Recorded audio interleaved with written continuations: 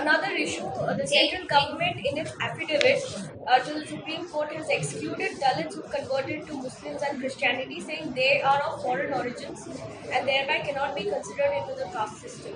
Your take on it? इस पे तो यही कहूंगा कि हाय नरेंद्र मोदी जी, आपकी मोहब्बत उन बैकवर्ड मुसलमानों से। क्या कहा था उन्होंने हैदराबाद में? बीजेपी की एग्जीक्यूटिव कमेटी हुई थी यहाँ पर, मुसलमानों में जो पिछड़ा मुसलमान है। क्या मोहब्बत है मोदी जी पिछड़ा मुसलमान से। आपकी असली मोहब्बत तो एफिडेविट में निकल कर आ गई। आपने पिछड़ा मुसलमान को कह दिया कि वो, क्या कहा आपने मैडम? नहीं, पसमानदा नहीं, पसमानदा मुसलमान के बाद फॉरेन ओरिजिन के मोदी जी पसमानदा मुसलमान। क्या मोहब्बत है मोदी जी आपकी पसमानदा मुसलमान से। हाय हाय, पसमानदा मुसलमान देख रहे होंगे उसको कि पसमानदा मुसलमान है तो फॉरेन ओरिजिन का है। फिर राइट टू इक्वालिटी क्या है बताओ। फिर आप बताइए, भाजपा को बताना पड़ेगा कि 1950 प्रेसिडेंशियल ऑर्डर क्या वो रिलीजन के ऊपर बेस नहीं है? आप किस बुनियाद पर मुसलमान को क्रिश्चियन को एक्सक्लूड कर रहे हैं? वो तो राइट टू इक्वालिटी का खुला वायलेशन है। क्या देश के प्रधानमंत्री और उनकी सरकार भूल गई कि महात्मा गांधी ने इसी मसले पर क्या लिखा था अपने उस वक्त की मैगजीन में, हरिजन मैगजीन में? आपकी मोहब्बत पिछड़े मुसलमान से, वाह क्या मोहब्बत है भाजपा की और मोदी की पिछड़ा मुसलमान से कि उनका ओरिजिन इंडिया का नहीं है, मगर आपको उनकी बड़ी फिक्र है। आप उनके लिए कॉन्क्लेव करेंगे। आपकी मोहब्बत, हमने तो पार्लियामेंट में मैंने कई स्पीचेस दी हैं जिसमें मैंने कहा कि 1950 प्रेसिडेंशियल ऑर्डर को खत्म करना चाहिए, ये रिलीजन न्यूट्रल होना चाहिए। सर, हिमाचल में भाजपा ने अपने घोषणा कहा कि डोंट जज द जज। आप जिस तरीके से जज को जज कर रहे हैं वो सही नहीं है। नहीं, देखिए वो बोलेंगे ना क्योंकि वो नॉमिनेट किए। आपका तो एजेंडा है भाजपा का, जज को तो जजमेंट से जज करेंगे ना। इंडिविजुअल उनके पर्सनली हम नहीं जज कर रहे हैं, उनका जजमेंट उन्होंने दिया था उस पर हम जवाब बोल रहे हैं। तो सर वो एक पर्टिकुलर इशू को लेके उनका जजमेंट था।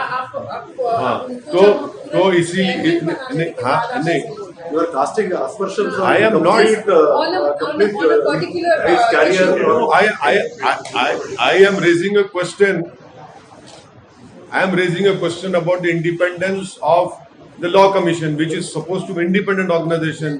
Their main task is to give independent expert legal advice.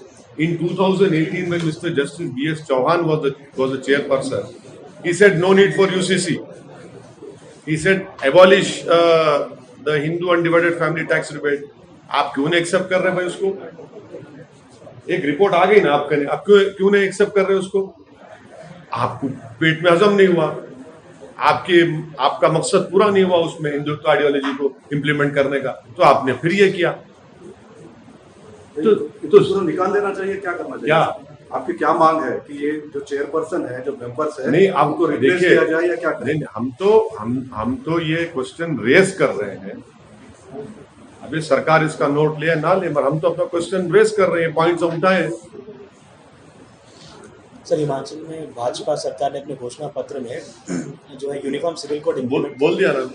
नहीं सर, हिमाचल पे नहीं, हिमाचल बोला यूनिफॉर्म सिविल कोड। हाँ बोला मैं, अभी इसमें बोला मैं सेक्शन 118। सर आज इम्पोर्टेंट एक है, बीजेपी ने आज एक लिस्ट जारी की है अपने उम्मीदवारों की गुजरात में।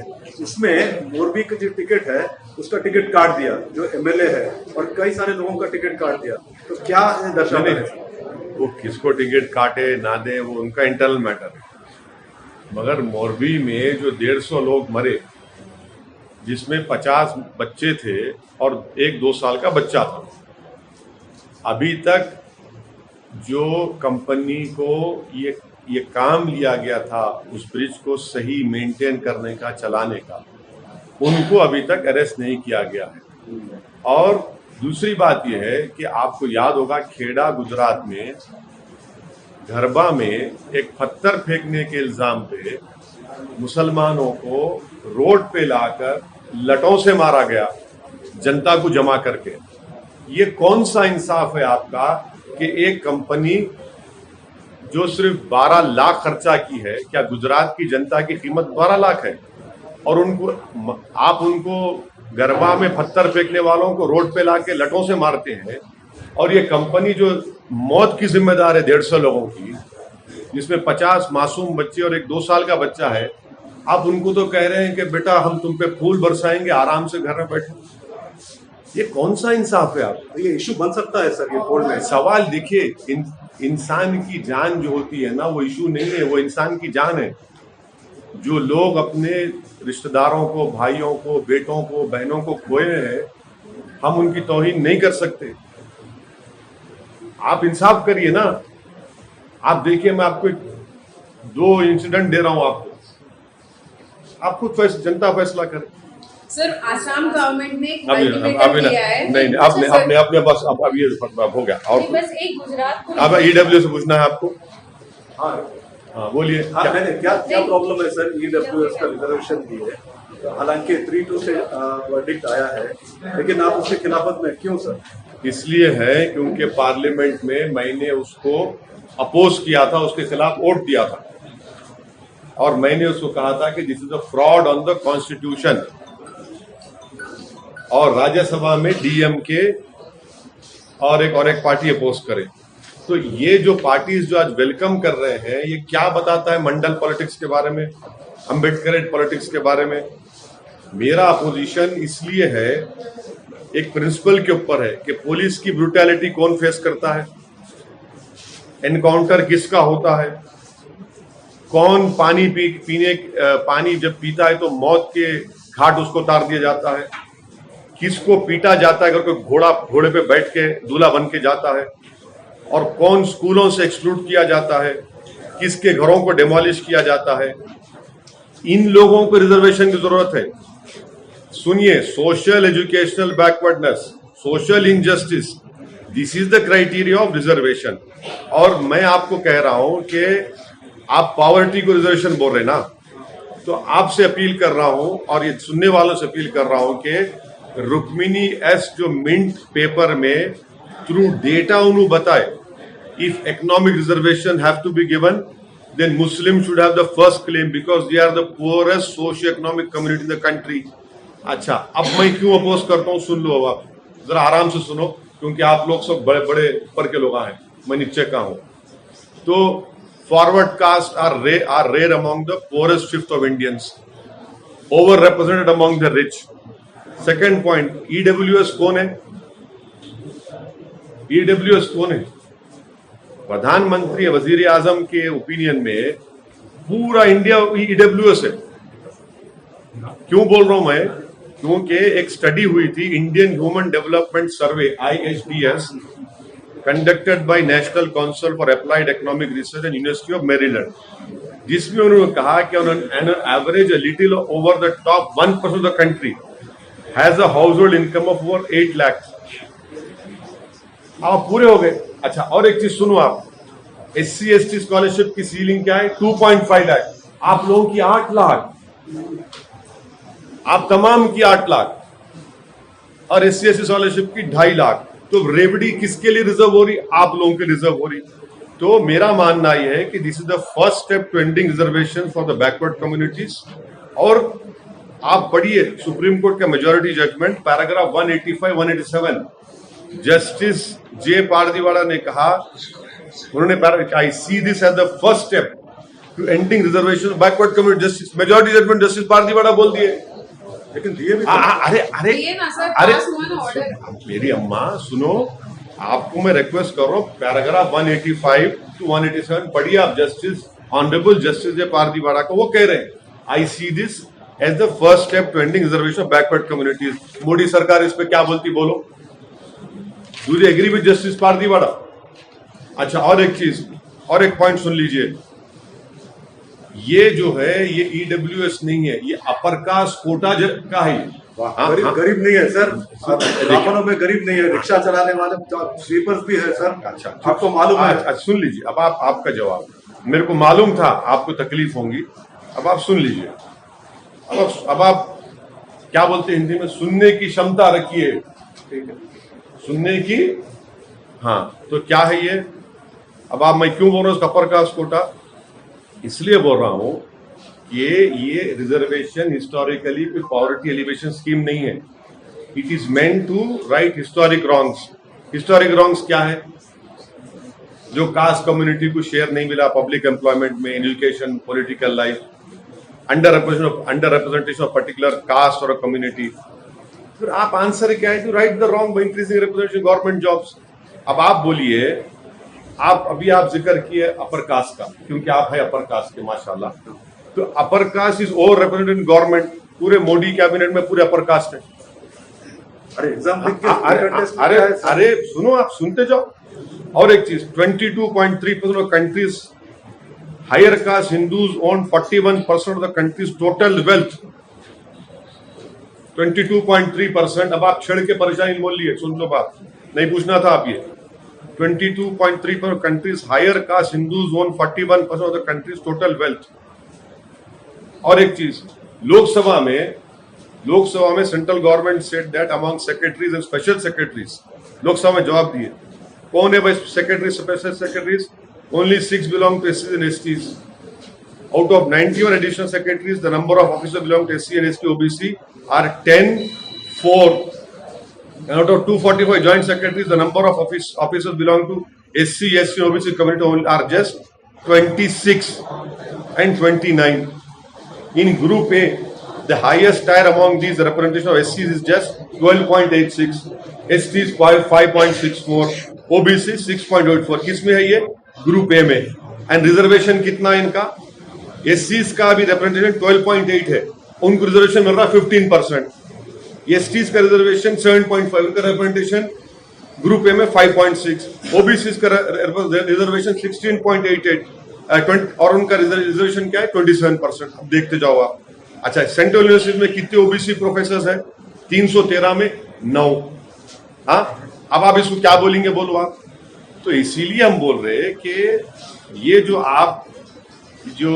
जो रिजर्वेशन गवर्नमेंट ईडब्ल्यूएस नहीं, अपर कास्ट कोटा रिजर्वेशन है ये। तो ये सब चीजें हैं। अच्छा, और एक चीज, अब आप बोलते कि नहीं ये ऐसा नहीं है, उसको गलत है, न्यू सिस्टम विल नॉट। अच्छा, और एक बीजेपी क्या बोलती, new system will not affect reservation already in place. इसका एग्जांपल दे रहे हैं, how is it affecting? recent recruitment notification October 2020 issued by Institute of Banking Personnel Selection, IBPS बोलते हैं उसको। As per notification, OBC, SC, ST quota has been reduced to accommodate the 10% EWS quota। ये कौन सा है? Institute of Banking Personnel Selection। In effect, quota for OBC, SC and ST candidates have been reduced to 49.5 से 40% हो गया वो, while maintaining the open category tally at 50%। Effect नहीं हो रहा है लेकिन बेसिक सुनो, वो नहीं, the proof of the reality, सुनिए, ग्राउंड रियलिटी बोल रहा हूं मैं आपको, मेरा नहीं है डेटा ये, मैं आपको सुनो। अब आपको तकलीफ हो रही है, मैं बोल रहा हूं से बातें, मगर आपको सुनना पड़ेगा, समता रखिए, सबर करिए। अच्छा, गवर्नमेंट जो डेटा टेबल करी 10 सेंट्रल डिपार्टमेंट्स का, defence production, railways, financial service, post, defence, housing, urban affairs, home affairs, atomic energy, revenue, education. जनवरी 1, 2021 में data shows a huge backlog of SC. कितने फिल? 13,220 आपने फिल किए। वेकेंट कितने? 17,880। Scheduled tribe का आपने फिल किया 9,619। वैकेंसीज कितने हैं? 14,000। ओबीसी फिल किया आपने 11,732। वैकेंसीज कितनी है? 19,283। A total of 51,224 vacancies reserved posts against 34,500 reserved posts which are filled. This is what I have to say.